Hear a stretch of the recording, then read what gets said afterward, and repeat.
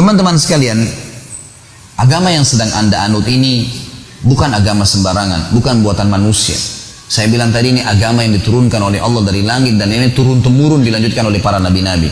Dan subhanallah, semenjak umat Islam berpegang pada agama ini, asasnya Al-Quran dan Sunnah, kita menguasai dunia.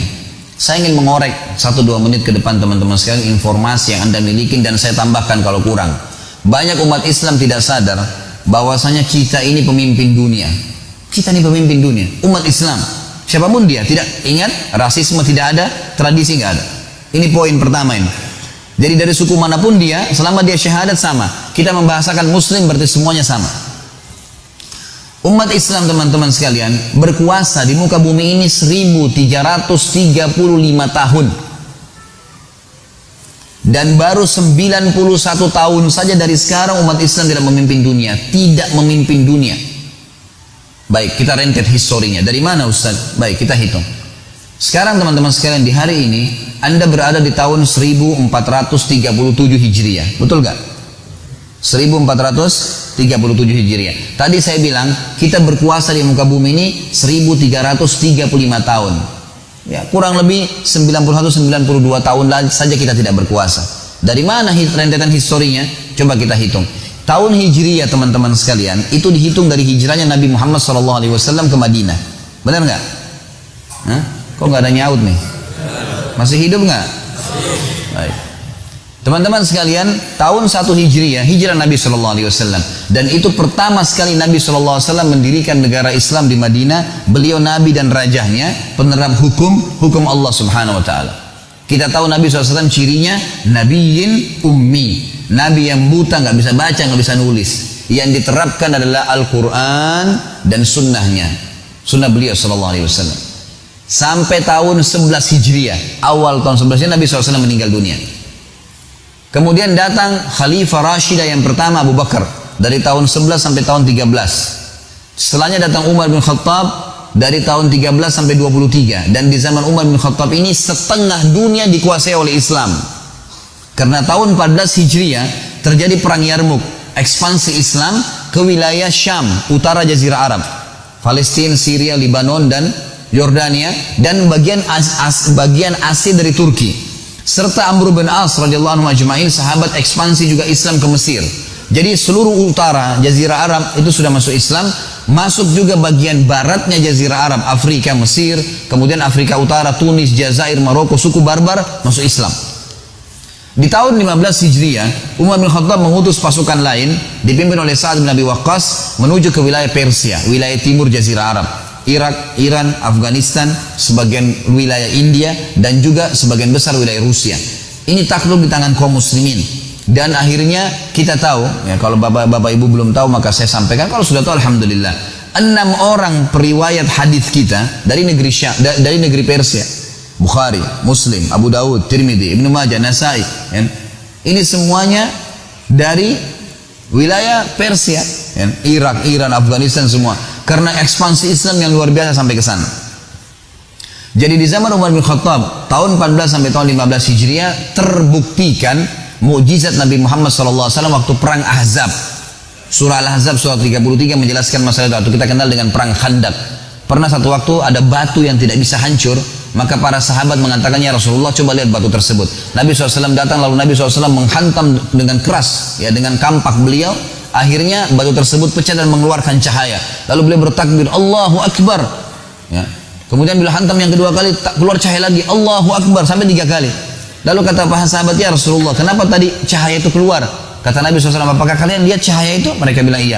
Sesungguhnya Allah menjanjikan, Allah memperlihatkan kepada saya di pukulan pertama, bahwasanya kerajaan Syam, Bizantium, Romawi takluk di tangan umatku.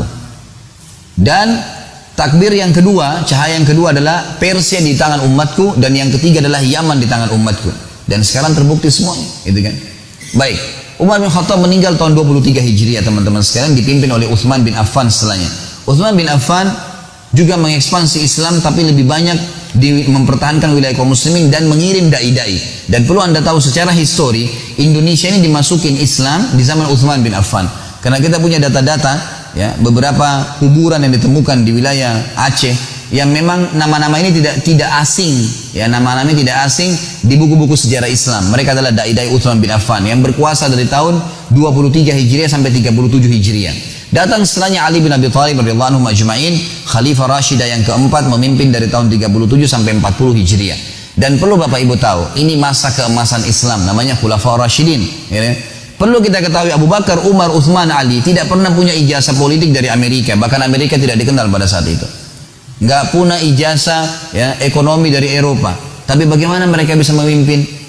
Apakah masuk akal teman-teman sekalian mereka tidak punya cara pengaturan ekonomi yang baik? Tidak punya tatanan masyarakat, pengaturan sosial yang baik? Tidak punya sistem politik yang baik? Ini karena kita tidak paham saja nih. Mereka itu orang-orang Badui dari Mekah. Tapi mereka bisa memimpin dunia pada saat itu. Apakah hanya ekspansi begitu saja? Enggak, saudara. Ada sistem yang sudah Allah turunkan dan ini sebaik-baik sistem. Setelah itu, Khulafaur Rasyidin berdiri dinasti pertama dalam Islam namanya Umayyah.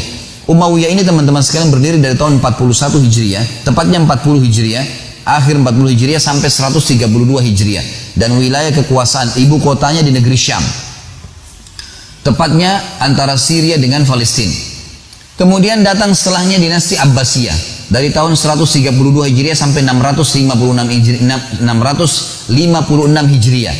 Dan takluk di tangan Mongolia pada saat itu, lalu berdiri dinasti terakhir Islam 670 Hijriah sampai 1335 Hijriah, tepatnya dikenal dengan Turki Utsmaniyah, gitu kan. Turki Utsmani ini baru berubah dari khilafah menjadi republika itu di tahun 1924 Masehi. Kurang lebih 91-92 tahun yang lalu saja. Sebelumnya, ya, mereka memimpin dunia. Sebelumnya. Dan subhanallah, begitu Turki ikut-ikutan dengan negara-negara Islam lain, mereka menghapus khilafah di tangan Kemal Atatürk. Nggak ada lagi hukum dengan Al-Quran dan Sunnah. Ini yang membuat kita terlambatlah, ini yang membuat beginilah, azan diubah, dimunculkan rasisme. Ya, azan itu bahasa Arab, kenapa harus bahasa Arab? Harus diubah jadi bahasa Turki, gitu kan? Semua diubah. Jilbab itu tradisi orang Arab, nggak usah dipakai. Jadi dihapus, dimunculkan rasisme kembali. Akhirnya Islam ditinggalkan. Dan sekarang sudah mulai di Indonesia nih, ada Islam Nusantara, gitu kan? Mulai muncul ngawur nih, gitu kan? Akhirnya nanti azan pakai bahasa Indonesia. Nanti setiap wilayah pakai bahasa, orang Jawa pakai bahasa Jawa azannya, orang Bugis pakai bahasa Bugis. Ini sudah kemana-mana nih. Muncul lagi seperti yang dimunculkan oleh mereka. Saya sudah bilang dari awal, jangan ada rasisme, gitu kan? Bahasa Arab digunakan karena Allah turunkan Al-Quran dalam bahasa Arab. Nah, kita pelajari bukan karena orang Arabnya, bukan karena orang Arab, ini cuma variasi kehidupan. Nggak ada fanatisme di situ. Teman-teman sekalian, waktu Turki mulai berkiblat dengan Eropa dan diruntuhkan khilafah, nggak boleh lagi pakai Al-Quran dan Sunnah, sampai militer pun tidak boleh sholat berjamaah dan seterusnya, banyak hal yang dilakukan oleh mereka. Maka akhirnya jadilah Turki sama dengan kita Indonesia, kiblatnya kita bukan lagi Al-Quran dan Sunnah tapi Belanda. Teman-teman di Malaysia kiblatnya Inggris, teman-teman di Afrika, Mesir, Tunis, Jazair, Maroko, Prancis dan seterusnya. Turki pun berpegang pada Eropa. Runtuh semuanya, habis. Akhirnya terpetak-petaklah umat Islam dengan negara-negara masing-masing, sampai orang Indonesia pun atau orang Malaysia datang ke negaranya lewat perbatasan saja bisa ditembak kalau nggak punya izin. Hilang, muncul rasisme, muncul ya pepetak-petakan, dan ini yang berbahaya. Kata Nabi SAW tadi sudah bilang hal yang kecil. Ini yang menghancurkan kalian. Tinggalkan tuh. Nggak boleh ada batas antara seorang muslim dengan muslim yang lain. Teman-teman sekalian, saya punya data-data dan ini masih dalam manuskrip. Banyak tulisan-tulisan yang ditulis dan ada di museum Turki, ada di museum Spanyol, banyak tulisan-tulisan ini. Di antaranya ada teman-teman, ada grup para ustadz-ustadz di WhatsApp. Kami saling mengirim. Ada data-data tertulis bahwasanya di zaman kerajaan Khilafah Utsmaniyah dulu itu seluruh ya, raja-raja Eropa yang belum masuk Islam, termasuk ada foto, sudah ada foto pada akhir-akhir kerajaan Utsmaniyah, tapi masih hitam putih dan ditaruh dalam sebuah buku. Itu Raja Swedia bukan Islam, Nasrani, Katolik, tapi istrinya ada fotonya itu menggunakan cadar. Dan hampir semua wanita ya, ratu-ratu Eropa pada saat itu yang belum Islam itu wanitanya pakai cadar. Dan ditulis itu dalam bahasa Arab, terjemahannya kurang lebih dia bilang, Ini dulu pada saat Islam berjaya dan berpegang pada kitab Al-Quran dan sunnah Nabi SAW, maka Allah subhanahu wa ta'ala membuat seluruh wilayah non-muslim pun mengikuti tradisi umat Islam, menjadikan Islam sebagai tradisi mereka. Sampai ratu-ratu mereka pakai cadar, karena ratu-ratu muslimin pakai cadar. Pada saat umat Islam berkuasa, maka mereka menjadikan Islam sebagai contohnya. Para pendeta dan pastor teman-teman sekalian tertulis dalam buku-buku manuskrip tulisan tangan yang sudah lama dari zaman dulu nih. Dari abad ke-18, Masehi 1800, 1900, mereka berkata, kami khawatir dengan anak-anak muda kami, ya, karena mereka meninggalkan atau mereka menjadikan Islam sebagai kebiasaan mereka. Sampai seseorang di antara mereka kalau mau melamar seorang wanita, merasa bangga kalau namanya nama Islam atau dia bisa menggunakan bahasa Arab. Betul-betul ada datanya, ada data seperti itu. Dan kalau kapal-kapal kaum muslimin dari kerajaan Utsmaniyah dulu lewat di wilayah-wilayah perairan Eropa yang belum masuk Islam di sana, mereka tidak berani membunyikan lonceng gerejanya karena khawatir mengganggu kaum muslimin. Sampai pada tingkat itu. Dan kejayaan luar biasa. Ini bukan karangan saya, ini histori, sejarah. Dari sisi lain teman-teman sekalian, setelah kita meninggalkan Al-Quran dan Sunnah, dan demi Allah tidak ada jalan untuk memuliakan diri kita kembali kecuali kembali kepada wahyu Allah. Apakah masuk akal 1335 tahun kita menguasai dunia secara histori tadi? Kita nggak punya sistem ekonomi yang bagus, kita nggak punya sistem politik yang bagus, kita nggak punya pengaturan tatanan masyarakat yang bagus. Ini pemahaman yang dangkal sekali. Ini bukan main-main. Islam itu lintas negara, lintas suku, lintas bahasa. Tidak ngerti bahasa Arab pun, sholatnya memang bahasa Arab, doanya memang diucapkan dalam bahasa Arab, zikir-zikirnya dalam bahasa Arab. Sama semua, kita punya standarisasi dalam masalah ini. Dari sisi lain teman-teman sekalian, disembunyikan oleh banyak orang-orang non-muslim, dan orang Islam harus tahu masalah ini. Bahwasanya semua teknologi yang ada sekarang, perkembangan yang kita banggakan dari penerangan lampu, dari alat-alat teknologi, kendaraan-kendaraan otomotif sekarang, semuanya teman-teman sekalian dari kaum muslimin. Data-datanya ada. Sampai sekarang manuskrip ada di Spanyol, seperti misalnya orang-orang Eropa pun tahu masalah itu. Sampai ada sekarang mereka buat film yang mengangkat akhirnya itu. Saya lihat beberapa cuplikannya, gitu kan. Saya tidak sarankan tentu Anda khusus nonton film ini, tapi saya sempat lihat cuplikan sedikit saja.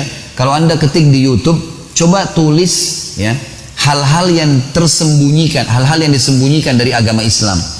Ada cuplikan di situ sekitar mungkin durasi 15 menit bagaimana mereka akhirnya mengungkap masalah itu. Teman-teman sekalian, yang paling pertama menemukan teori penerbangan seorang muslim bernama Abbas bin Akhnas. Abbas bin Akhnas masyhur namanya di Eropa. Dulu dia di Spanyol dan ada bukunya. Bahkan dalam buku itu dia menulis teori-teori bagaimana membuat pesawat terbang, dan dia membuat praktek. Dia buat 2 buah sayap dengan tangannya sendiri di zaman itu, gitu kan?